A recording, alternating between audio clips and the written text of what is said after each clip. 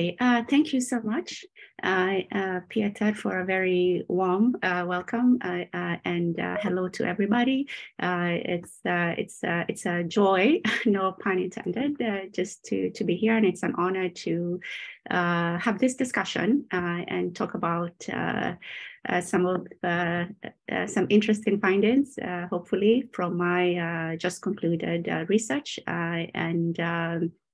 Some of which we can learn from and is applicable in other contexts. So I'm looking forward to hear your thoughts and comments. So let me just share my screen.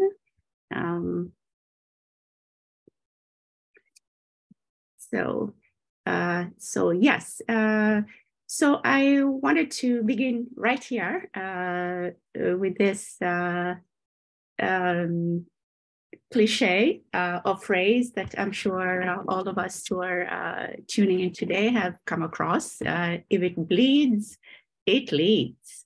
And this is, as you know, this is a cliche or phrase that has often been associated with mainstream journalistic practices that have tended to prioritize problem-based narratives, the result of which has been low quality news reports, decline in trust, disengaged news audiences, negative bias in the news, just to mention a few.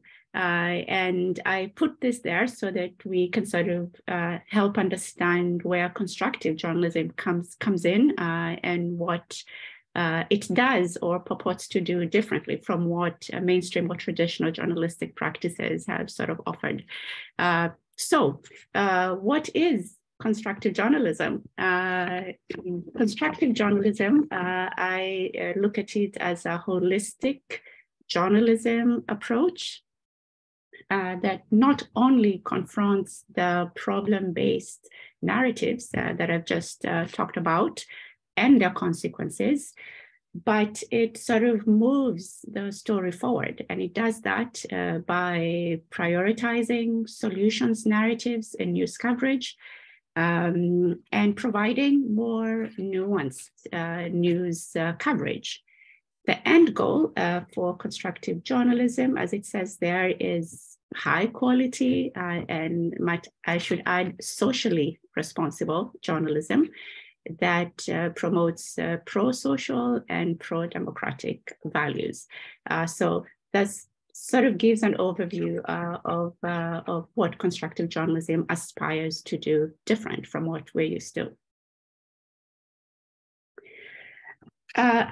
So to better understand what new perspectives, if any, that constructive journalism brings to our understanding of what journalism is and what it could potentially do, I, of course, as Pieter pointed out, I embarked on this 5-year project, I should say, aptly titled The Discourse and Practice of Constructive Journalism.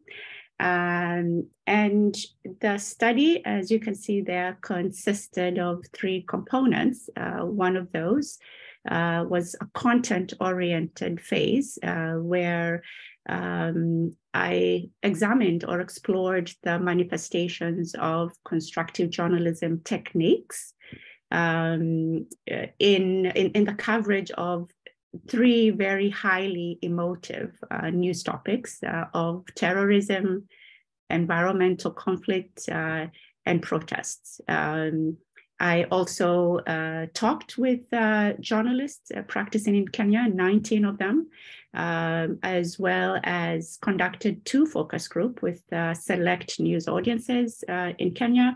And the purpose of this was to understand their perceptions about, first of all, the way journalism is practiced in Kenya, whether they perceived a need for a change in the way journalism is practiced, what potentialities they saw constructive journalism could bring to journalism practice in the Kenyan context. So that was sort of sets the tone for some of the insights that I will be sharing in just a little bit, but that was the essence of the project. So if you're asking why a focus on the Kenyan media, Kenya's journalism practice or Kenya's media environment, that's a great question. And as it were, Kenya's journalism practice is set in a media environment that has been described as vibrant on the one hand, but also deeply compromised. Some of the major concerns include, for example, ownership, and in the Kenyan example, the question of political ownerships. A lot of the news organizations, you can trace their ownership to politicians, which then explains why the news tends to be very negatively biased, sensationalized. There's corruption, of course, but there's also some level of, there's a lack of strong professionalism. But on the other hand, as it says there, it's an environment which is very vibrant and for good reasons. One of those is that in the region, it's considered to have a relatively free press, which is important. Then there's also a plethora of news outlets, both local and national, print, broadcasts, radio, TV, online, offline. So it's very vibrant in that sense. It's also fairly progressive. It may be deeply compromised, but in other ways, it's also very progressive. And it's a regional hub for a lot of international media houses. And this could explain why it's very open as an environment to learning new ways of doing journalism. And it explains why nonprofit organizations such as the Solutions Journalism Network, FOYO, Constructive Institute have easily gained a foothold, if I may use your words, Beata, in just the recent couple of years or so. The Solutions Journalism Network has been promoting its brand of constructive journalism, which of course they call Solutions Journalism. There's the Constructive Institute, which has recently, conducted training initiatives with journalists, some of the leading editors, and especially within the framework of covering elections. Elections are a very highly emotive topic in the Kenyan context, and so how can those be covered constructively? Then there's FOYO, which just in the past month or so recently partnered with a local university and promoting sustainable journalism, which I argue is also a form of constructive journalism. So vibrant, but yet deeply compromised.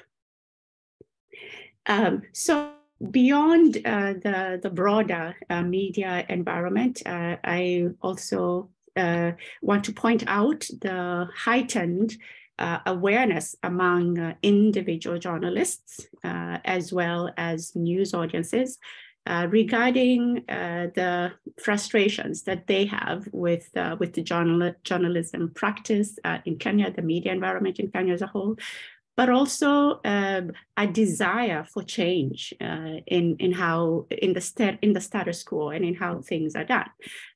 This is just an example of a quote from one of the journalists that I interviewed, and as it says there, at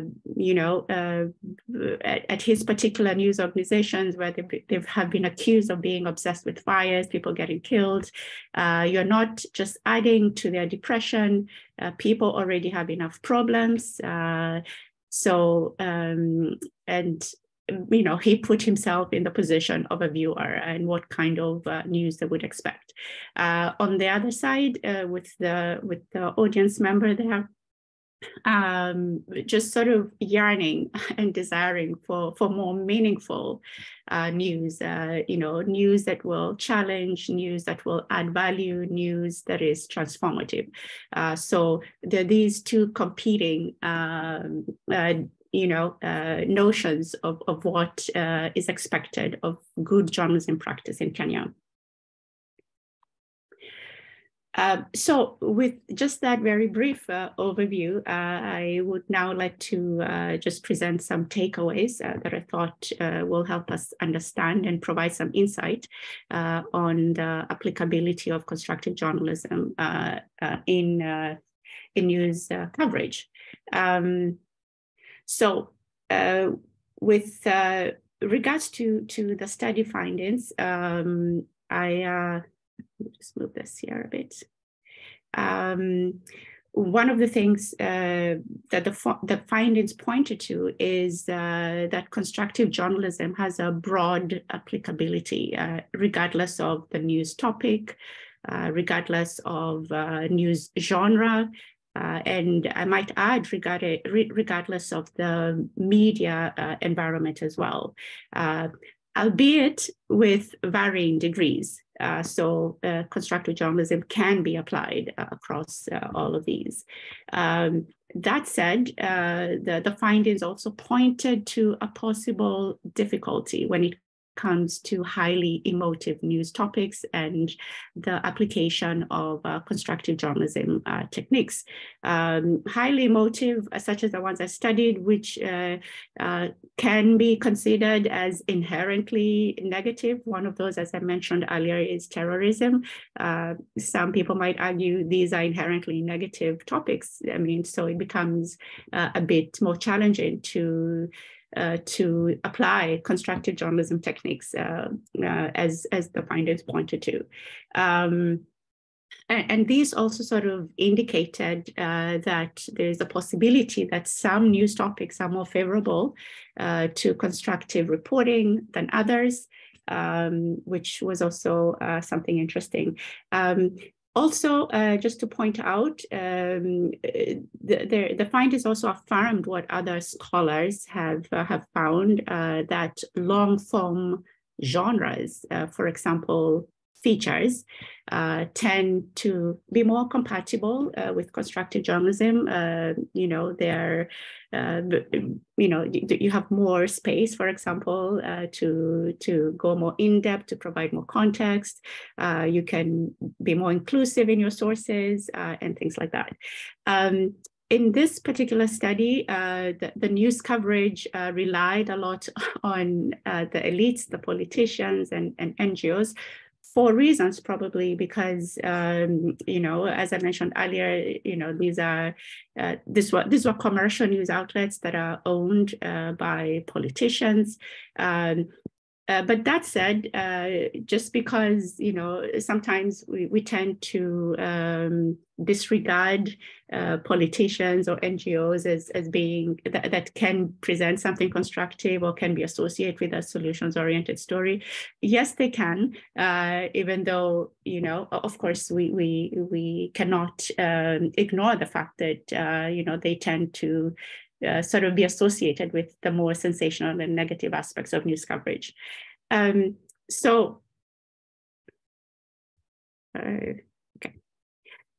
just some best practice that maybe can be shared across any media environment. There's an importance, of course, to be inclusive and diverse in our sources when it comes to constructive reporting. Solutions discourses are very important. Solutions-oriented perspectives are a key feature of constructive reporting. But when applied in a news text, they need to be applied, they need to be prioritized, first of all, and they need to be applied systematically other than haphazardly. And by haphazard, I mean, sometimes some of the articles I looked at, maybe they had solutions narrative in the lead, then those narratives sort of disappeared and then they reappeared again. So for constructive journalism to have maximum effect, this needs to be done systematically. And of course, we need to be mindful about the lexical choices that we make and specifically avoid divisive and polarizing language. So I also looked at visuals. And here, you know, of course, I found that yes, it is possible to pair solutions-oriented images with event-had news stories, in as much as we can do that with features. However,